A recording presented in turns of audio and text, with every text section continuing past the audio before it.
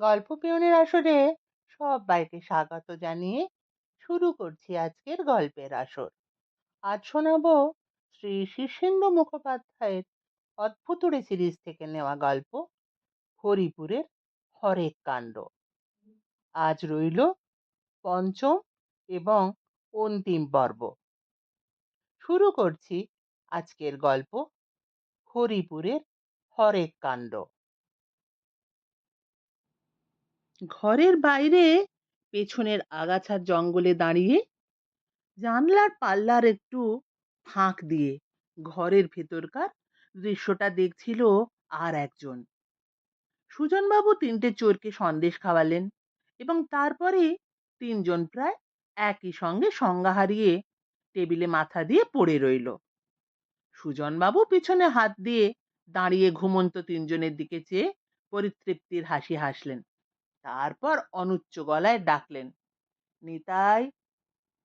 ভেতরের ঘর থেকে নিতাই বেরিয়ে এলো, চোখ মুখে কিছুটা যেন আতঙ্কের ভাব।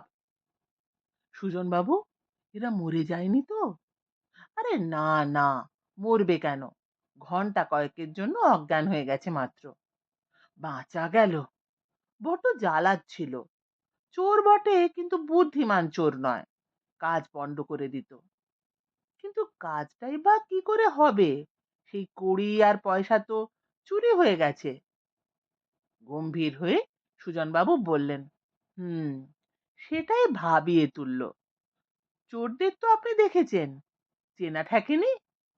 না হে, আচমকা মাথায় মেরে অজ্ঞান করে দিয়েছিল। এরা কি এভাবেই পড়ে থাকবে? না, জ্ঞান ফিরলে গোলমাল করতে পারে। আমার ঘরে এভাবে এদের পড়ে থাকাটাও ভালো দেখাবে না। তাহলে একটু পরিশ্রম করতে হবে। তিনজনকে অন্য কোথাও পাচার করবেন? ঠিক ধরেছ, তবে বেশি দূরে নয়। রাস্তার ওপাশে একটা জংলা জায়গা আছে, ধরাধরি করে সেখানে নিয়ে গিয়ে রেখে আসতে হবে। কিন্তু তাতে কি প্রতিক্রিয়া এড়াতে পারবেন? সে পরে দেখা যাবে। এরা জ্ঞান ফিরে পাওয়ার পর আপনার উপর প্রতিশোধ নেবে না তো? তত এলেম এদের নেই, অন্তত পাগলু সেরকম নয়। তবে ওই জগাটা একটু ঠ্যাঁটা আছে। আর রামপ্রসাদ এ গাঁয়ের লোক নয়, কাজেই ওকে নিয়ে চিন্তা নেই। তাহলে চলুন, কাজটা সেরেই ফেলা যাক। তা না হলে দেরি করলে কে কখন এসে পড়বে। এরপর দুজন ধরাধরি করে একে একে তিনজনকে নিয়ে আগাছার জঙ্গলে ফেলে এলো। তারপর দুজনে মুখোমুখি বসলো। নিতাই বলল, এরপর প্ল্যানটা কি? এটা তো জানা গেছে যে গগনচাঁদের হাতি 7 পয়সার হাট, আর সাতকড়ি নামে 100 বছরের কাছাকাছি বয়সী একটা লোকও সেখানে থাকে। সুতরাং আমাদের কাজ অনেকটাই এগিয়ে গেছে। কাজ কোন দিকে এগোলো তা তো বুঝতে পারছি না। কেন বলো তো? গোটাটাই তো অন্ধকারে ঢিল ছোঁড়া। সুজনবাবু গম্ভীর হয়ে বললেন, হয়তো তাই, কিন্তু কে বলতে পারে? সুজনবাবু সামান্য একটা অনুমানের ওপর নির্ভর করে সুলোপানিকে সরিয়ে ফেলা বা পরঞ্জয় বাবুকে অন্যত্র নিয়ে রাখাটা বাড়াবাড়ি হয়ে যায়নি কি? সুজন থমথমে মুখে বলে, তুমি জানো না, সুলোপানির মুখ চোখ দেখে আমার মনে হয়েছিল সেই ওই বাক্সের রহস্য প্রায় ভেদ করে ফেলেছে।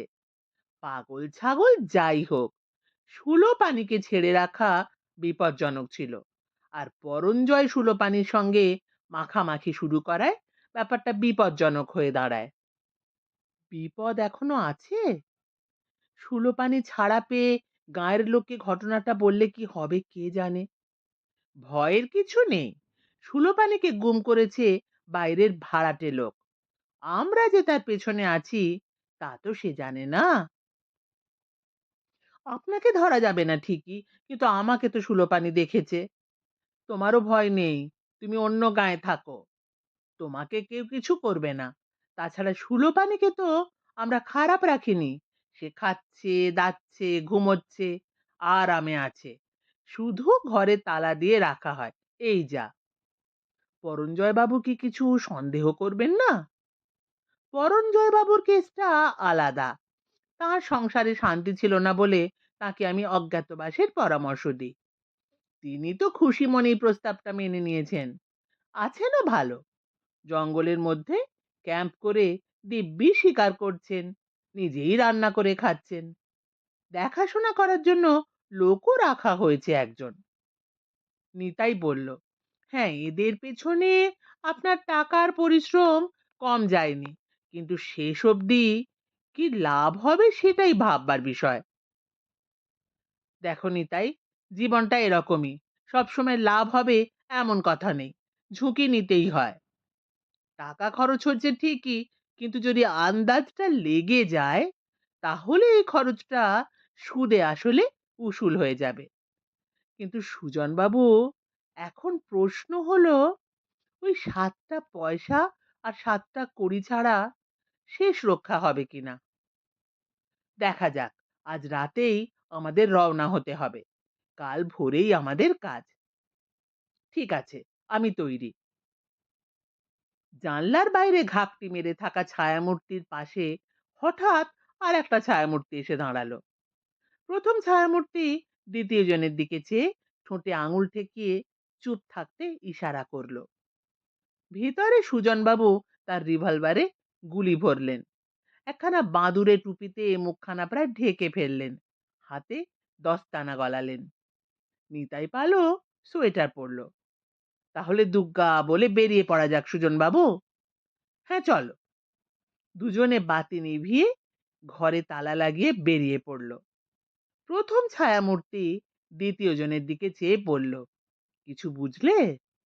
আন্দাজ করছি, নাটের গুরু হচ্ছে ওই সুজন বাবু। দ্বিতীয় ছায়ামূর্তি একটা দীর্ঘশ্বাস ছেড়ে বলল, সেই সন্দেহ ছিল। পবন কুমার মৃদু স্বরে বলল, তোমার বাড়ি থেকে কাঠের বাক্সটা কবে চুরি যায়? অনেক দিন আগে। বাক্সের রহস্য কিছু জানো? খুব পরিষ্কারভাবে জানি না, তবে পিতামহের আমলের কোনো ঘটনা, মনে হয় কোনো একজন বিশেষ ঘাতকের কাছে আমাদের প্রভূত পরিমাণ পাওনা আছে।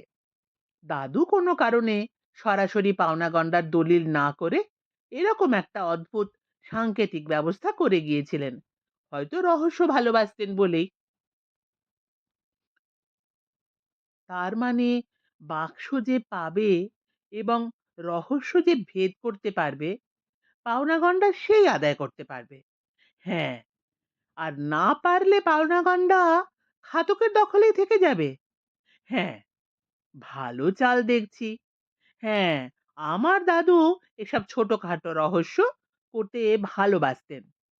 তার মানে তুমি ন্যায্য অধিকারী হয়েও পাওনা গন্ডা আদায় করতে পারবে না? তাই তো দাঁড়াচ্ছে। পবন কুমার একটু ভেবে বলল, সুজন বাবু যদিও রহস্য ভেদ করতে পেরেছেন, কিন্তু বাক্সটা ওর কাছে নেই, সুতরাং উনি সুবিধে করতে পারবেন না। না, কিন্তু সঙ্গে রিভলভার নিয়েছেন, খুন খারাপি করবেন না তো? লোকটাকে আমি সামান্যই চিনি, কিভাবে বলবো? উনি একটু গুন্ডা প্রকৃতির মানুষ। বয়স হয়, গায়ের জোর কমলেও বুদ্ধি দিয়ে গুন্ডামি করতে ছাড়েন না। তাই তো দেখছি। পবন কুমার ভ্রু কুঁচকে একটু ভেবে নিয়ে বলল, তোমাদের এখন পড়তি অবস্থা, পাওনা গন্ডা আদায় হলে তোমার সুবিধে হতো। হ্যাঁ, প্রজাপালক হিসেবে এ বংশের নাম ছিল, তুমি তো জানো। কিছু টাকা পয়সা হাতে এলে সেই কাজটা করা যেত। জানি, কিন্তু সুজন বাবুর সঙ্গে এঁটে ওঠা শক্ত। লোকটা মরিয়া হয়ে নেমেছে। সুলোপানি আর পরঞ্জয় বাবুকে গুম করার মতো কাজ যে করতে পারে, সে সহজে হাল ছাড়ার পাত্র নয়।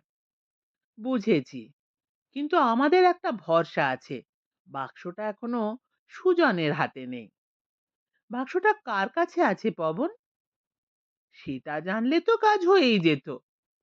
মহেন্দ্র একটা দীর্ঘশ্বাস ফেলে বলল, আমি আশা ছেড়েই দিয়েছি। তা কেন ছাড়বে? ঠান্ডা মাথায় এসো, দুজনেই একটু ভাবি।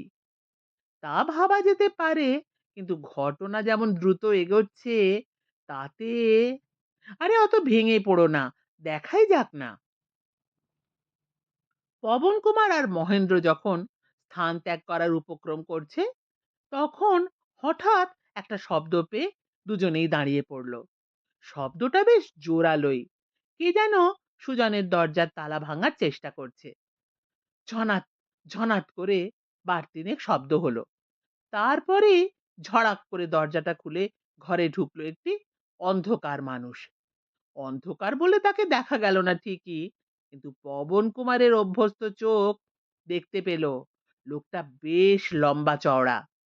একটা টর্চ জেলে লোকটা চারদিকটা দেখতে লাগলো। জিনিসপত্র হাঁটকালো, বিশেষ করে টেবিলের ওপর কাগজপত্রগুলো। ড্রয়ার খুলে সব তছনছ করলো কিছুক্ষণ। পবন কুমার চাপা গলায় মহেন্দ্রকে বলল, বরুণজয় বাবু। হ্যাঁ, বলো কি? চুপ। মহেন্দ্র চাপা গলায় বলল, কি করছেন উনি? কিছু খুঁজছেন? কি খুঁজছেন? তা কি করে বলবো? চলো ওকে ধরি। ধরবে? ক্ষতি কি? অপ্রস্তুত হবেন হয়তো। তা হোক না, আমাদেরও তো উনি অপ্রস্তুত কিছু কম করেননি। তাহলে চলো, ফটকের কাছে গিয়ে দাঁড়িয়ে থাকি, বেরোলে মুখোমুখি হওয়া যাবে। তাই চলো।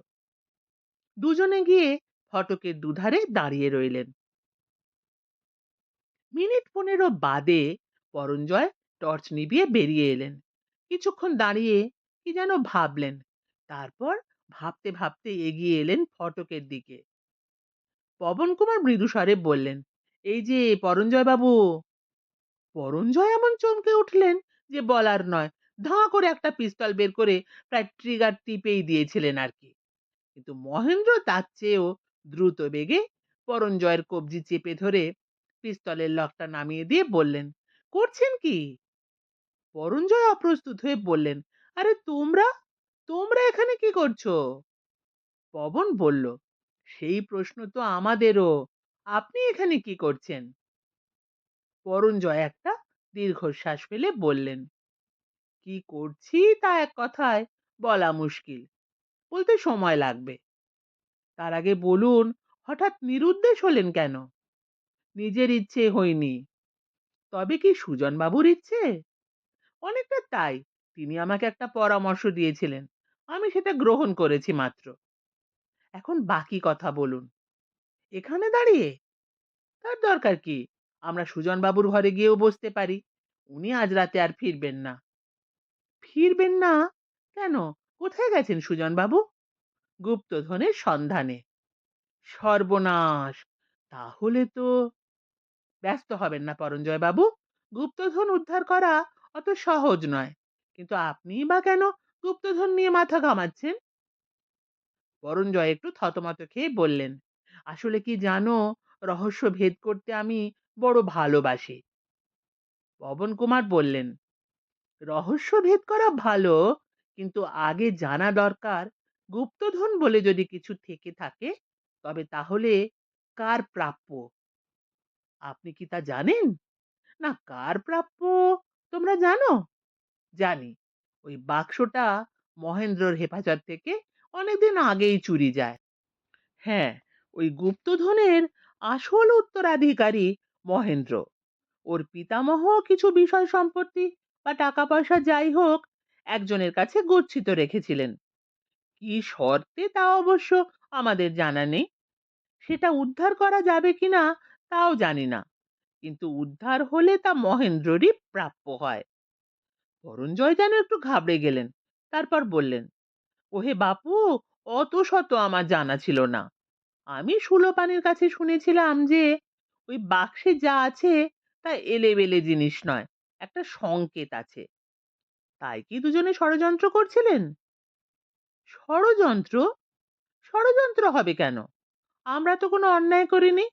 সংকেত উদ্ধারের চেষ্টা করতাম, যেমন লোকে ধাঁধার সমাধান করে বা শব্দজব্দ মেলায়। গুপ্তধন যদি উদ্ধার হতো, তাহলে কি করতেন? সত্যি কথা বলবো? বলুন না। আমার ইচ্ছে ছিল কিছু মোটা টাকা পেলে মধ্যপ্রদেশে গিয়ে অনেকটা জমি বন্দোবস্ত করে নিয়ে একটা জঙ্গল বানাতাম। জঙ্গল? হ্যাঁ, এদেশের বন জঙ্গল যেভাবে সাফ হয়ে যাচ্ছে, তাতে মনটা বড় খারাপ হয়। পবন আর মহেন্দ্র দুজনেই হাসলো। পরঞ্জয় বললেন, জঙ্গল বানিয়ে বাঘ টাঘ ছাড়তাম, তারপর বাঘগুলোকে শিকার করতেন তো? আরে না, শিকারের শখ যৌবনে ছিল, এখন অরণ্যের জীবদের জন্য কষ্ট হয়। যাকগে, গুপ্তধন যখন মহেন্দ্রর, তখন আর ও নিয়ে ভেবে লাভ নেই। কিন্তু আপনি অজ্ঞাতবাস ছেড়ে ফিরছেন কবে? সংসার আর ভালো লাগে না। জঙ্গলে তো বেশ আছি, তাঁবুতে থাকি, সারাদিন ঘুরি, পাখির ডাক শুনি, বেশ কেটে যাচ্ছে। তোমরা আমাকে এরকমই থাকতে দাও। তাই নয় থাকবেন, এতদিন সুজন আমাকে পুষতেন, তারই খরচে আছি। এবার থেকে না হয় নিজের খরচেই থাকবো। আমাদের জানা দরকার সুজন আপনাকে পুষতেন কেন। সেটা প্রথমে বুঝতে পারিনি, ভেবেছি আমার প্রতি তার একটা সিম্প্যাথি হয়েছে বলেই বুঝি প্রস্তাবটা দিয়েছেন। কিন্তু পরে বুঝতে পারি আমাকে ঘটনা থেকে দূরে রাখার জন্যই এটা একটা চালাকি। তাই ওর ঘরে আজ হানা দিয়েছিলেন? অনেকটা তাই। আমি দেখতে এসেছিলাম বাক্সের সংকেত ভেদ করে উনি কি পেয়েছেন। তালা ভাঙলেন কেন? সুজন নেই দেখে মাথায় বদমতলব খেলে গেল।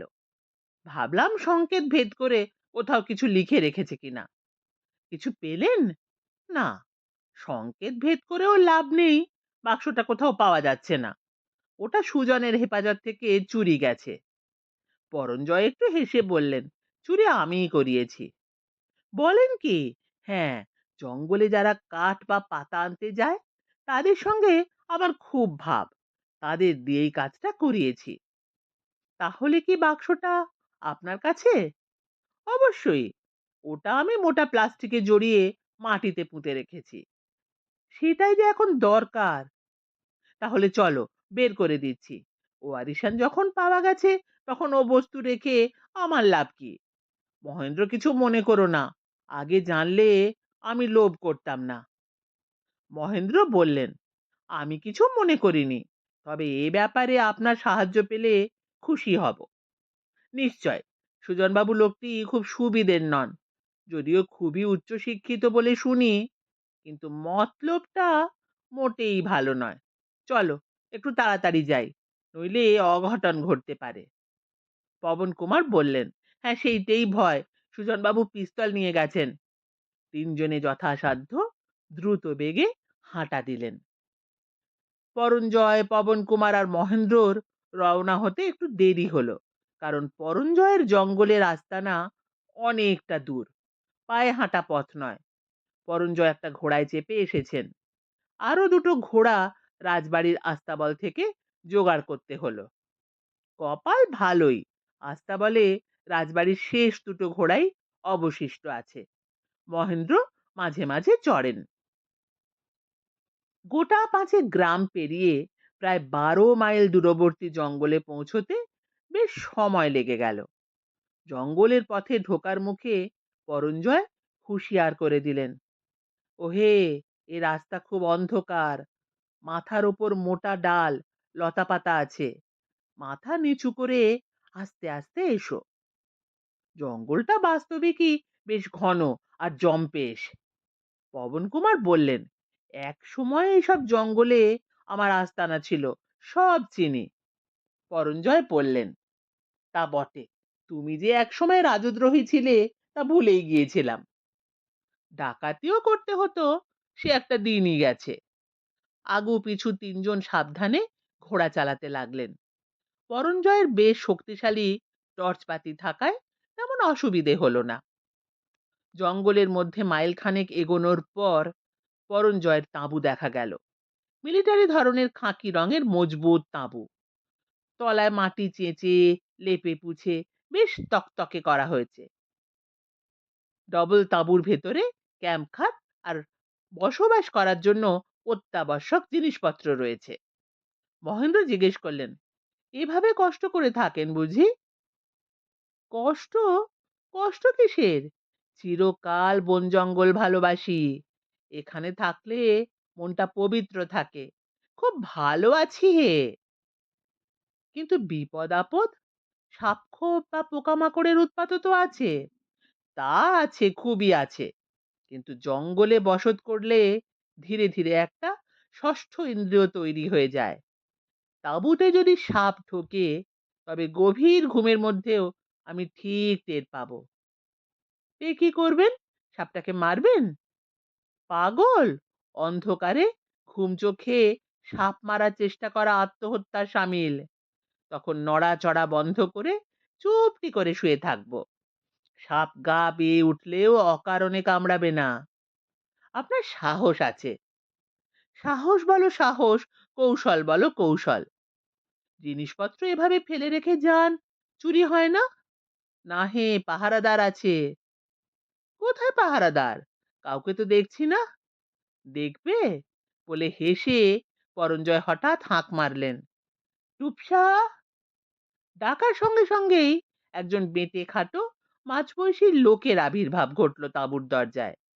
লম্ফের ম্লান আলোয় যতদূর বোঝা গেল যে আদিবাসী মানুষ। পরঞ্জয় বললেন, আমি সঙ্গে আছি দেখে সামনে আসেনি, নইলে এতক্ষণে তোমাদের ওপর চড়াও হতো।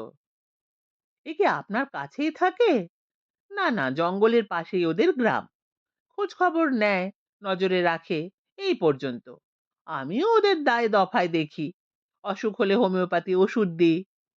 পরঞ্জয় একটা পেট্রোম্যাক্স জ্বাললেন, তারপর একটা শাবল বের করে বললেন, চলো আগে বাক্সটা তুলি। টুপকা পেট্রোম্যাক্সটা নিয়ে আগে আগে চলল। তাঁবুর পেছন দিকে একটা বড় অশ্বত্থ গাছের তলায় পরঞ্জয় শাবল চালিয়ে গর্ত খুললেন। তারপর বাক্সটা বের করে মহেন্দ্রর হাতে দিয়ে বলল, খুলে দেখে নাও কড়ি আর পয়সা আছে কিনা। মহেন্দ্র বাক্স খুলে দেখলেন সবই ঠিক আছে। সবাই ফের তাঁবুতে ফিরে এলেন। পরঞ্জয় বললেন, 7 পয়সার হাটে যাওয়ার অর্ধেক পথ আমরা চলেই এসেছি। আরো 10-12 মাইল পথ। রওনা হবার আগে একটু কফি খেয়ে নিয়ে এসো। জঙ্গলে তোমাদের আর কি বা আপ্যায়ন করতে পারি বলো? মহেন্দ্র বললেন, আপ্যায়নের দরকার নেই, কফি হলেই চলবে। পরঞ্জয় বললেন, সঙ্গে বন্দুক পিস্তল নিতে হবে নাকি? পবন কুমার বললেন, একটা পিস্তল সঙ্গে থাক, তবে মনে হয় না ওসবের দরকার হবে। ভয় দেখানোর জন্য কাজে লাগতে পারে। আরো আধ ঘন্টা বাদে তিনজন ঘোড়ায় চেপে রওনা হয়ে পড়লেন। মহেন্দ্র পরঞ্জয়কে জিজ্ঞেস করলেন, সুলোপানি এখন কোথায়, তা কি জানেন? না, সুলোপানিকেও কোথাও সরিয়ে রাখা হয়েছে। কেন বলুন তো? সুলোপানিকে তোমরা পাগল বলে জানো। পাগল না হলেও তার মাথায় ছিট আছে, কিন্তু বুদ্ধি বা মেধা তার বড় কম নেই। সে বুঝেছিল এই বাক্সটা একটা রহস্যময় জিনিস। বাক্সটা আমাদের বাড়ি থেকে চুরি যায়, সেটা আমার জানা ছিল না। আমি ভাবছি বাক্সটার কথা সরলা বুড়ি কি করে জানলো, আর চুরি বা করালো কেন। সরলা বুড়ি যে রাজবাড়ি থেকে ওটা চুরি করিয়েছিল এমনটা নাও হতে পারে। হয়তো তোমাদের বাড়ি থেকে চুরি যাওয়ার পর সরলা বুড়ি ওটার সন্ধান পায় এবং চোরের ওপর বাটপাড়ি করায়। হ্যাঁ, সবই সম্ভব।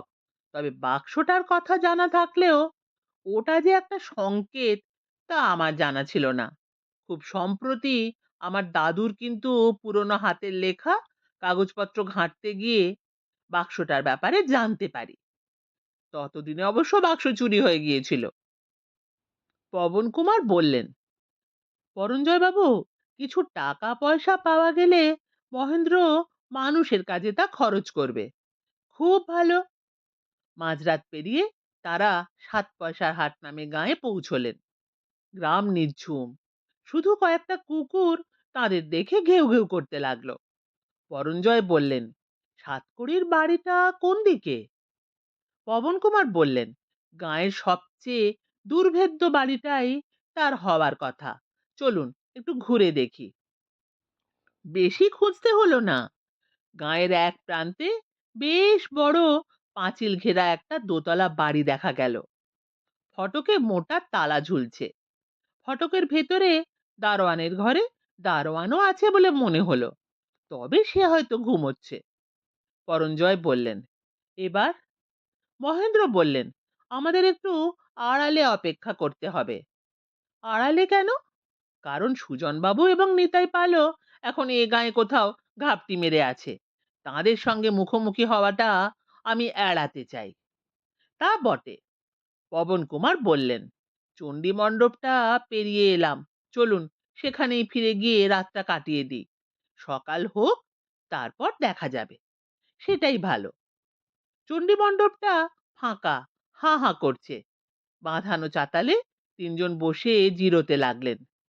ঘোড়াগুলো ছাড়া পেয়ে দাঁড়িয়ে দাঁড়িয়ে ঘুমোতে লাগলো। পরঞ্জয় হঠাৎ বললেন, আচ্ছা, ওরা তো সোজা পথে গুপ্তধন উদ্ধার করতে পারবে না। যদি ওরা আজ রাতেই ও বাড়িতে ঢুকে হামলা করে? পবন কুমার সোজা হয়ে বসে বললেন, তাই তো। তিনজনে ফের উঠে পড়লেন। পরঞ্জয় বললেন, বিশ্রাম নিয়ে ভাববেন না, আমরা বরং সাতকড়ির বাড়ির ধারে কাছে থানা গেড়ে থাকি। পবন কুমার বললেন, সেইটাই বুদ্ধিমানের কাজ হবে। মহেন্দ্র বলে উঠলেন, কিন্তু সুজন বাবু যেরকম মরিয়া হয়ে উঠেছেন, তাতে গুলি টুলি চালিয়ে দেবেন না তো? পরঞ্জয় গম্ভীর হয়ে বললেন, অসম্ভব নয়। আমি যতদূর জানি, সুজনবাবু একটা ল্যাবরেটরি বানানোর চেষ্টা করছেন। বিজ্ঞানের গবেষণাগার তৈরি করতে অনেক টাকা লাগে। সেই টাকার জন্যই উনি হন্যে হয়ে উঠেছেন। পবন কুমার বললেন, কিসের ল্যাবরেটরি তা জানেন? বিজ্ঞানের তো অনেক শাখা। পরঞ্জয় বললেন, সেটা উনি আমাকে ভেঙে বলেননি। আমেরিকায় উনি কি করতেন তাও কখনো আলোচনা করেননি। মহেন্দ্র বললেন, যতদূর মনে হয় ওর বিষয় হলো পদার্থবিদ্যা। উনি একজন পণ্ডিত গুণী মানুষ। তবু এই বেআইনি কাজটি কেন করতে যাচ্ছেন, সেইটাই বুঝতে পারছি না। পবন কুমার বললেন, এই গাঁয়ের অপরাধীদের সঙ্গে ওর যোগাযোগ আছে, সেটাও খুব ভালো ব্যাপার নয়। মহেন্দ্র বললেন, গন্ধটা থেকেই যাচ্ছে। তিনজন হাঁটতে হাঁটতে সাতকড়ির বাড়ির ফটকের কাছে পৌঁছে গেলেন। পরঞ্জয় বললেন, বাড়ির কম্পাউন্ডটা বিশাল বড়, তবু একটা চক্কর সেরে আসবে নাকি হে? পবন বললেন, সেটা মন্দ প্রস্তাব নয়। সাতকড়ির বাড়ির চারদিকে 10 ফুট উঁচু দেওয়াল, দেয়ালের ওপরে কাঁচ বসানো। তবু দেওয়ালটা ডিঙানো খুব একটা শক্ত কাজ নয়, কারণ বাড়ির উত্তর আর পশ্চিমে দেওয়ালের বাইরেই বিশাল আমবাগান। সেই আমবাগানের মেলা গাছের ডাল সাতকড়ির দেওয়াল ডিঙিয়ে ভেতরে ঝুলে পড়েছে। গাছের ডাল বেয়ে দিব্যি ঢোকা যায়। পরঞ্জয় সেই কথাটাই বললেন, চারদিকে দেয়াল থাকলে কি হবে, চোরের পক্ষে কোনো সমস্যাই নয়। পবন কুমার বললেন, চোরেরা পারলেও সুজনবাবুর পক্ষে পারা মুশকিল, তার বয়স 70-এর ওপর। পরঞ্জয় বললেন, আমার বয়সও 70-এর কাছাকাছি। আমি জঙ্গলে যেভাবে বাস করি, তোমরা পারবে না। বয়সটা ফ্যাক্টর নয়, আসল কথা হলো প্র্যাকটিস। সুজনবাবু বেশ চটপটে এবং শক্তিমান মানুষ। মহেন্দ্র বললেন, হ্যাঁ তা বটে। পরঞ্জয় বললেন, 70 বছর বয়সেও সুজন ব্যায়াম করেন। নিয়মিত খাওয়া দাওয়ার পরিশ্রমের ফলে সুজন বেশ ফিট। কিন্তু এই বয়সে বেশি আকাঙ্ক্ষা করাটা ঠিক নয়, ওর উচ্চাশা বড্ড বেশি। তাঁরা হাঁটছেন আগাছা এবং ঝোপ জঙ্গলের ভেতর দিয়ে। নিকষি অন্ধকার চারদিকে। পরঞ্জয় মাঝে মাঝে টর্চ জেলে পথ দেখে নিচ্ছেন। তার পেছনে পবন এবং মহেন্দ্র। পবন কি একটা বলতে যাচ্ছিলেন, হঠাৎ পরঞ্জয় থমকে দাঁড়িয়ে হাত তুলে বললেন, চুপ। টর্চটা নিভিয়ে খানিকক্ষণ অপেক্ষা করলো পরঞ্জয়। তারপর খুব চাপা গলায় বললেন, হুঁশিয়ার। পবন বললেন, কি হলো? Something is happening ahead. শব্দ না করে এসো। একটু থেমে তিনজন আবার সাবধানে এগোতে লাগলেন। 10-12 গজ এগিয়ে পরঞ্জয় আবার দাঁড়ালেন। টর্চটা জেলে চারদিকটা খুঁটিয়ে দেখে বললেন, এখান দিয়েই ঢুকেছে। পবন বললেন, একটু বুঝিয়ে বলুন। সামনে একটা আম গাছের গায়ে টর্চ ফেলে পরঞ্জয় বললেন, এই গাছটায় ওঠা সবচেয়ে সহজ। একখানা ডাল কেমন বাঁকা হয়ে উঠে গেছে দেখেছো? এই ডাল বেয়ে যে কেউ দেয়াল পেরোতে পারে। কেউ দেয়াল পেরিয়েছে বলে মনে হচ্ছে কেন আপনার? আমি জঙ্গলে থাকি তো, তাই আমার কান খুব সজাগ। সামান্য ডালপালা নাড়া বা পাতা খসে পড়ার শব্দ আমি টের পাই।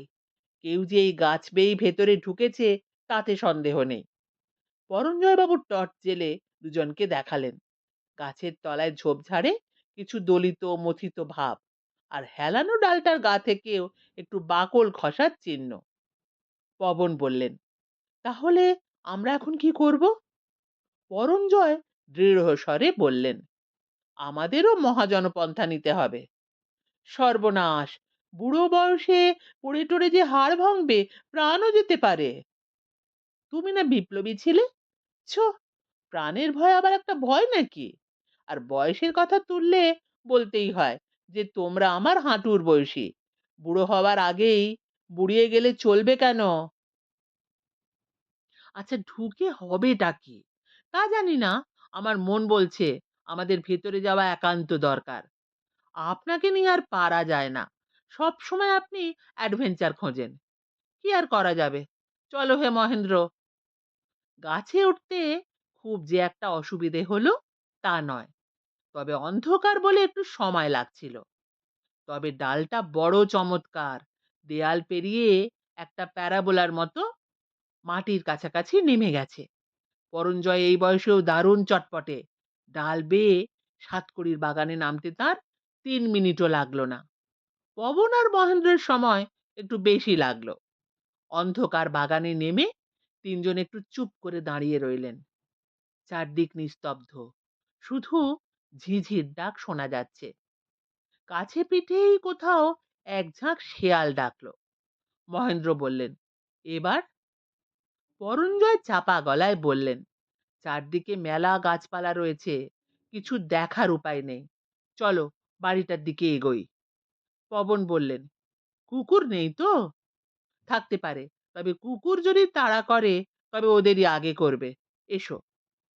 চারদিকে দুর্ভেদ্য গাছপালা, বাগান না বলে জঙ্গল বলাই ভালো। পরঞ্জয় অভিজ্ঞ মানুষ, জঙ্গল ভেদ করে তিনি আগে চললেন, পেছনে পবন আর মহেন্দ্র। খানিক দূর গিয়ে একটা পুকুর ধারে পৌঁছালেন তারা। পুকুরের ওপাশে দুর্গের মতো বাড়ি। পবন বললেন, ও বাবা, এ তো বিশাল বাড়ি। সাতকড়ি কোন ঘরে থাকে তা বুঝবো কি করে? পরঞ্জয় বললেন, আগে থেকে অত ফ্যাকড়া তুলে লাভ কি, চলো দেখাই যাক। পুকুর ধার ধরে এগিয়ে গিয়ে তারা বাড়ির পেছন দিকটায় পৌঁছলেন। গোটা বাড়িটাই অন্ধকার, কোথাও কোনো সাড়া শব্দ নেই। দরজা জানলা সবই আঁট করে বন্ধ। পবন বললেন, পরঞ্জয় বাবু, সুজনা নিতাইকে তো দেখা যাচ্ছে না। না, ওরাও এন্ট্রান্স খুঁজছে নিশ্চয়ই। এসো, আমরাও চারদিকটা ঘুরে দেখি। ঘুরে দেখাও সোজা ব্যাপার নয়। বাড়ির চারদিকে মেলা ঝোপ জঙ্গল এবং বড় বড় গাছ। পরঞ্জয় টর্চ আর জ্বালছিলেন না। অন্ধকারে ঠাহর করে এগোতে এগোতে হঠাৎ থেমে হাত তুললেন। কেউ কোনো কথা বলল না। সামনেই একটা নিম গাছ। গাছটা দোতলা ছাড়িয়ে ছাদে গিয়ে পৌঁছেছে। বরঞ্জয় একটু ইশারা করে গাছটা বেয়ে উঠতে লাগলেন। কোথায় উঠছেন? পবন চাপা স্বরে জিজ্ঞেস করলেন। ছাদে। এখানে হেলানো ডাল নেই? খাড়া গাছে ওঠাও শক্ত। তাছাড়া মহেন্দ্র কাঠের বাক্সটা নিয়ে উঠতেও পারবেন না। বরঞ্জয় উঠতে উঠতেই বললেন, তোমরা দাঁড়াও, আমি দেখে আসছি। মনে হয় এটা দিয়েই ওরা ছাদে উঠেছে। ছাদ দিয়ে বাড়িতে ঢোকার চেষ্টা করবে। অগত্যা দুজনে নিচে দাঁড়িয়ে দাঁড়িয়ে দেখতে লাগলেন। হনুমানকেও লজ্জা দেওয়ার মতো দক্ষতায়, টারজানকেও হারিয়ে দেওয়ার মতো দ্রুত বেগে পরঞ্জয় দোতলা ছাড়িয়ে ছাদের কাছে উঠে গেলেন। তারপর আর তাকে দেখা গেল না। মহেন্দ্র বললেন, আশ্চর্য লোক বটে। প্রথম কিছুক্ষণ কিছুই ঘটল না। চারদিক নিশ্চুপ, শুধু ঝিঝি ডাকার শব্দ। মহেন্দ্র উৎকর্ণ হয়েছিলেন। চাপা গলায় বললেন, ভেতরে কি হচ্ছে কে জানে। আমাদেরও কি ভেতরে যাওয়া উচিত? পবন বললেন, খেপেছ? ওই খাড়া নিম গাছ বেয়ে ওঠা আমার কম্ম নয়। আমি বাঘ ভাল্লুককে ডরাই না, কিন্তু খাড়া জায়গায় উঠতে আমার ভারী ভয়। কিন্তু তা বলে তো আর হাত পা গুটিয়ে বসে থাকা যায় না। পরঞ্জয় বাবুকে তো দেখলে, এই বয়সেও কেমন তরতর করে উঠে গেলেন। আরে ওর কথা বাদ দাও। জঙ্গলে থেকে থেকে ওর একটা জংলি ভাব এসে গেছে। হয়তো হনুমান আর বাঁদরদের কাছে ট্রেনিং নেন। উনি পারলে কি আমাদেরও পারতে হবে? একটু চেষ্টা করলে হতো। আমার বেশ উদ্বেগ হচ্ছে। আচমকা পবন হাত বাড়িয়ে মহেন্দ্রর মুখে চাপা দিয়ে বলল, চুপ, কে যেন আসছে। এসো, ওই ঝোপটার আড়ালে দাঁড়াই। অন্ধকার তাদের চোখে সয়ে গেছে, তাই দেখতে তেমন অসুবিধে হচ্ছিল না। পুকুরের ধার ধরে একজন নয়, পর পর তিনটে ভুতুড়ে মূর্তিকে সন্তর্পণে আসতে দেখা গেল। হাব ভাব মোটেই ভালো নয়। খুব চাপা গলায় পবন বললেন, অন্ধকারে ঠাউর করা মুশকিল, তবে মনে হচ্ছে এরা সেই তিন চোর। কাদের কথা বলছো? একজন হলো জগা, অন্যজন পাগলু, তিন নম্বরটা ওদের এক স্যাঙাত, নাম জানি না। মহেন্দ্র বললেন, হুম, জগা আর পাগলুকে চিনি। এরা চায় কি? গুপ্তধন ছাড়া আর কি চাইবে বলো? কয়েক ঘন্টা আগেই এদেরই তো অজ্ঞান করে ফেলে রেখে এসেছিলেন আমাদের সুজন বাবু। ওষুধটা হয়তো তেমন জোরালো ছিল না, তাই চটকা ভাঙতেই তিনজন হাজির হয়েছে এসে। ভালোই হয়েছে, এদের কাজে লাগানো যেতে পারে। তার মানে? শোনো, মানে না জেনে কি আর কথাটা তুলেছি? ভেতরে কি ঘটছে না ঘটছে আমরা জানি না। এদের তিনজনকে যদি ভেতরে পাঠানো যায়, তাহলে পরঞ্জয় বাবুর একটু জোর হয়। এদের কাছে গাছ পেয়ে ছাদ দিগানো কোনো সমস্যা নয়, লোকবলও তো দরকার। কিন্তু এরা যদি খুনোখুনি করে? সে এলেম এদের নেই। ছাপোষা ছিঁচকে চোর সব। তুমি বাক্সটা নিয়ে আড়ালে থাকো, আমি গিয়ে ওদের সঙ্গে কথা কই। দেখো, অধিক সন্ন্যাসীতে গাজন না নষ্ট হয়। হবে না, কোনো ভয় নেই। তাছাড়া সুজনের ওপর এদের রাগও আছে, সেই রাগটাও আমাদের কাজে লাগবে। পাগলু, জগা আর রামু ইতিউতি চাইতে চাইতে নিম গাছটার তলাতেই এসে দাঁড়ালো। তাদের চোরের চোখ বাড়ির ভেতরে ঢোকার এইটাই যে সোজা পথ, তার লহমায় বুঝতে পেরেছে। জগা বলল, পাগলু দাদা, এবার কি করা? জয় মা বলে ঢুকে পড়তে হবে।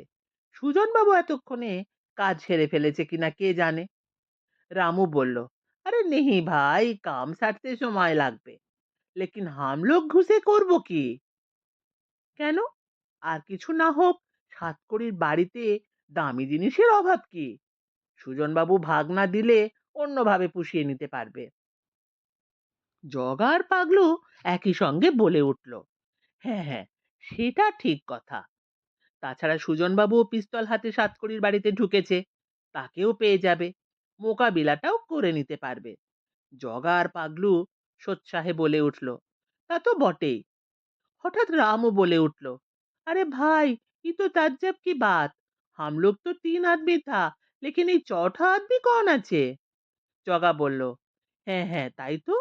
এই পাগলু দাদা, আমরা তো তিনজন ছিলাম, তাই না? তাই তো মনে হচ্ছে। দাঁড়াও তো গুনে দেখি। এক, দুই, তিন, চার। না, এ তো চারজনই দাঁড়িয়ে যাচ্ছে দেখছি। তবে কি চারজনই ছিলাম? পাগলু একটু মাথা চুলকে বলল, মাথাটা ভালো কাজ করছে না। সুজনবাবু যে কি ওষুধটা খাওয়ালেন, মাথাটা একেবারে গুবলেট হয়ে গেছে। তিনজন না চারজন থাকার কথা, সেটা পর্যন্ত ভুল হয়ে যাচ্ছে। এবার চতুর্থ জন মোলায়েম গলায় বলল, দুশ্চিন্তা করো না হে, আমি তোমাদের দলের লোক নই। আমার নাম পবন কুমার সামন্ত। পাগলু সঙ্গে সঙ্গে হাত জোড় করে বলল, ওরে বাস, পবন বাবু, প্রাতপ্যের নাম হই, প্রাতপ্যের নাম হই। তা আপনি এখানে? কাজেই এসে পড়েছি। ভিন গায়ে অচেনা জায়গায় তোমাদের দেখে ভারী ভালোও লাগছে। তোমরা কেন এসেছো তাও জানি। আর দেরি না করে এই গাছ বেয়ে ছাদে উঠে যাও, ভেতরে ঢোকার পথ পাবে। সুজনবাবু আর নিতাই ঢুকেছে। আর শোনো, পরঞ্জয় বাবুকে চেনো? আগে খুব চিনি, উনিও আছেন। তবে উনি আমাদের লোক। যাও ঢুকে পড়ো গিয়ে। যে আজ্ঞে, বলে তিনজন আর দ্বিরুক্তি না করে গাছ বেয়ে উঠে পড়তে লাগলো। তাদের কাছে কাজটা জলবৎতরলং। ছাদে উঠে তিনজন দেখলো সিঁড়ি ঘরের দরজা হাট করে খোলা। পাগলু বলল, চলো চলো, দেরি হয়ে না যায়।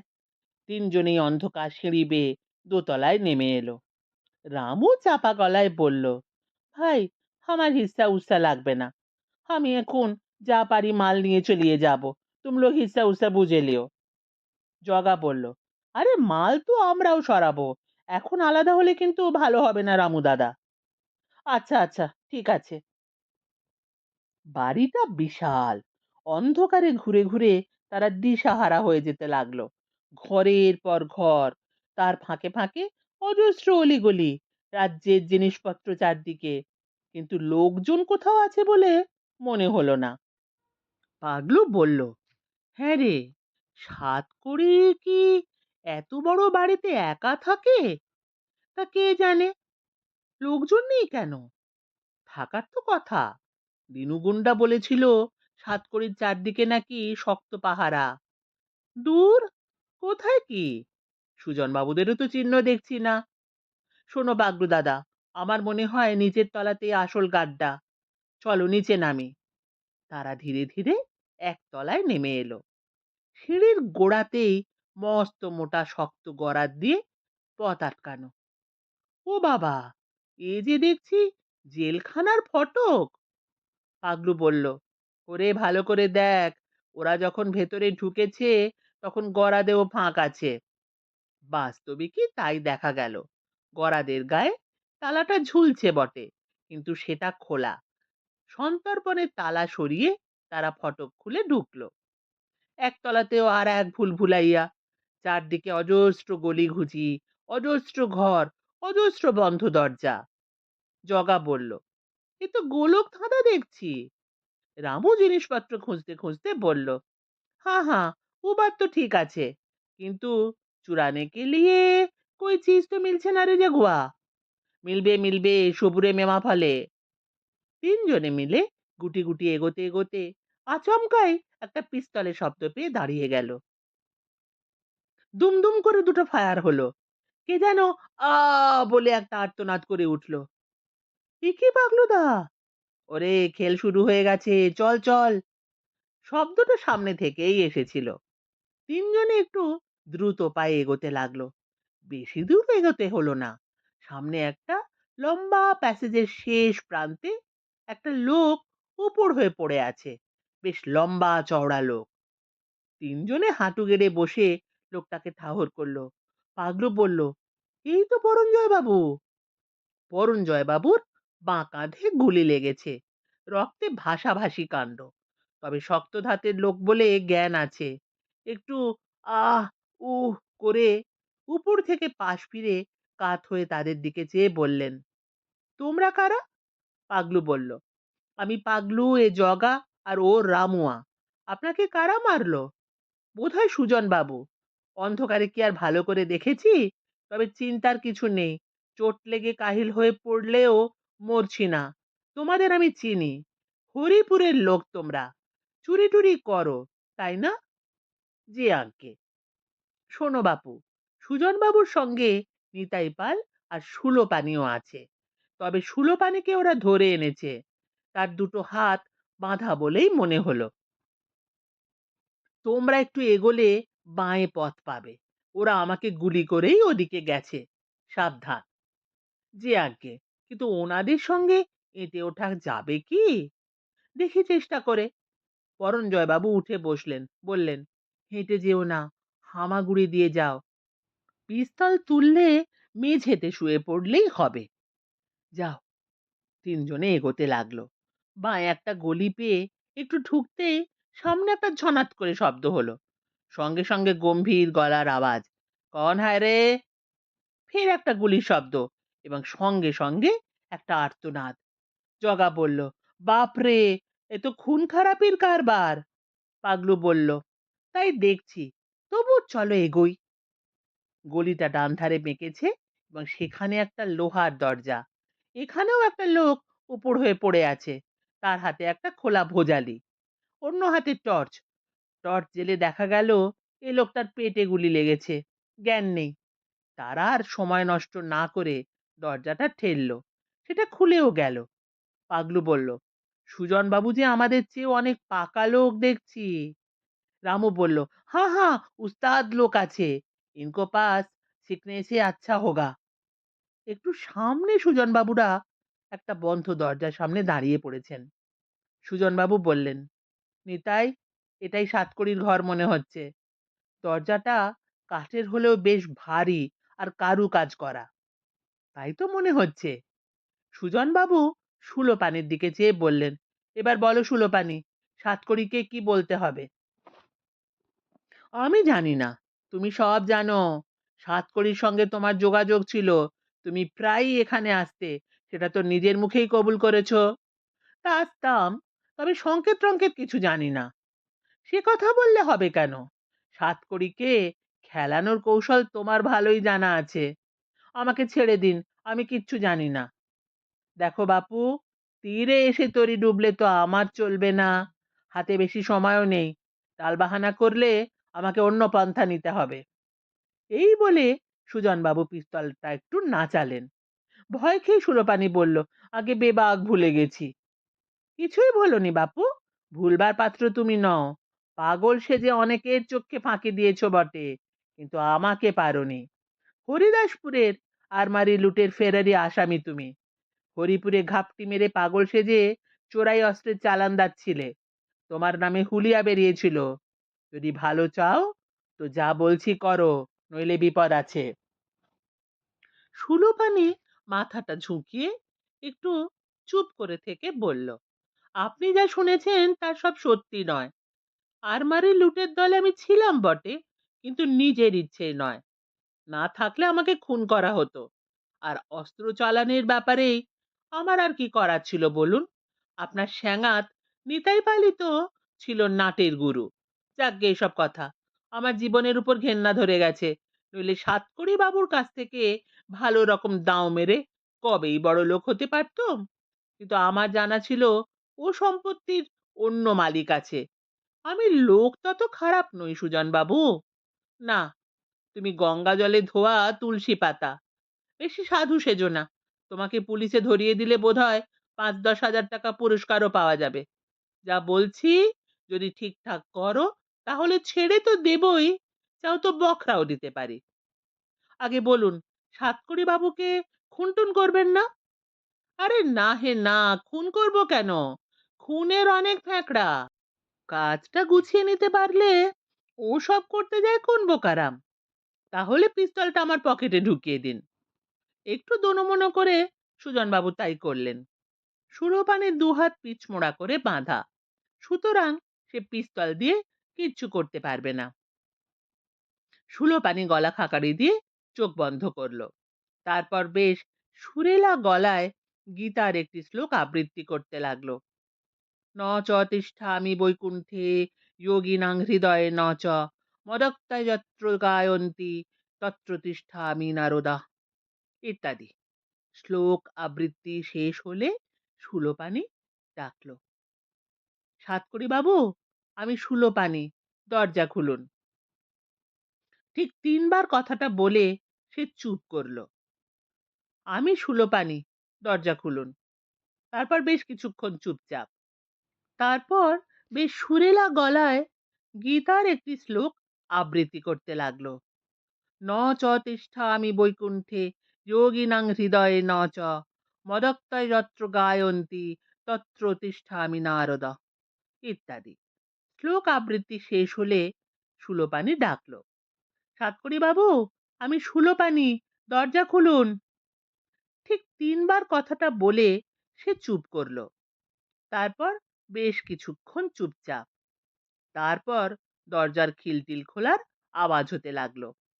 একটু পরেই একটা দরজা ফাঁক হয়ে একজন বুড়ো মানুষ দেখা দিলেন, হাতে লণ্ঠন।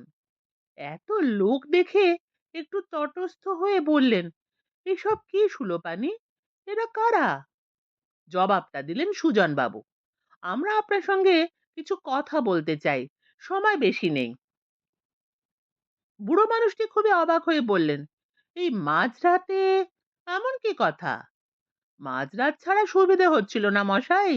চলুন, ভেতরে চলুন। সাতকড়ি বাবুকে একরকম ঠেলে ভেতরে ঢুকিয়ে সুজনবাবু ঢুকলেন। বিনা ভূমিকায় বললেন, ৭টা কড়ি আর ৭টা পয়সার রহস্যটা কি তা আমি জানি না, কিন্তু আমি সেই পয়সা আর কড়ির মালিক।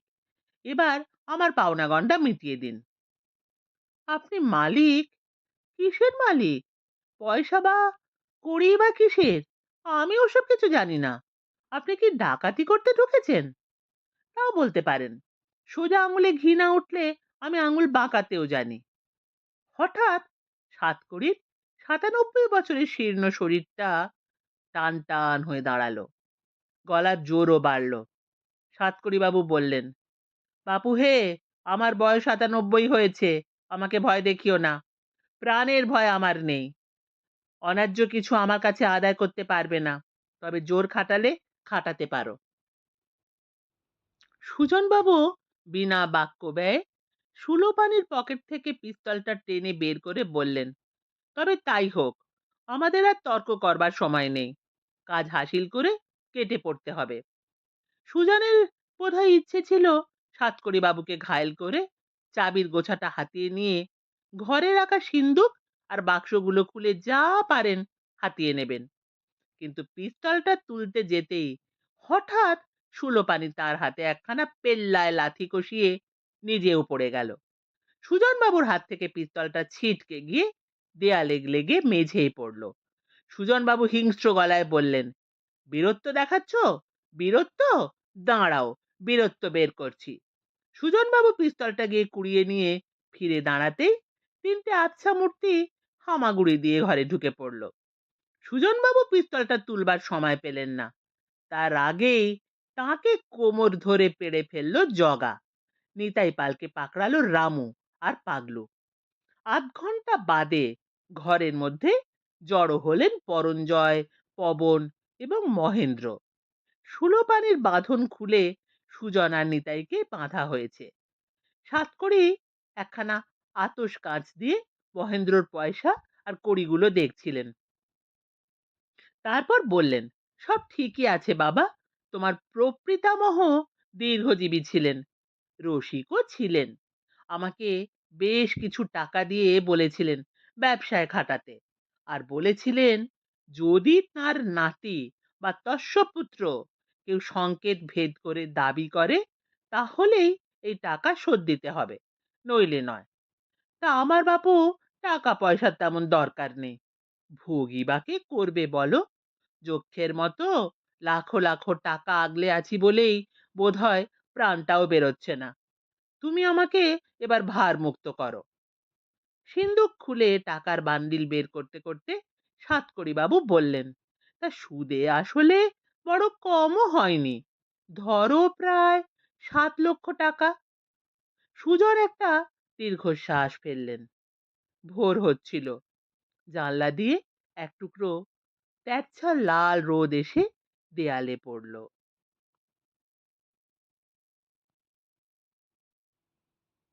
শুনছিলেন শ্রী শীর্ষেন্দু মুখোপাধ্যায়ের অদ্ভুতুড়ে সিরিজ থেকে নেওয়া গল্প হরিপুরের হরেক কাণ্ড। শেষ হলো হরিপুরের হরেক কাণ্ড। কেমন লাগলো আমাকে কমেন্ট করে জানাবেন। ফিরে আসছি আবার কোনো নতুন গল্প নিয়ে।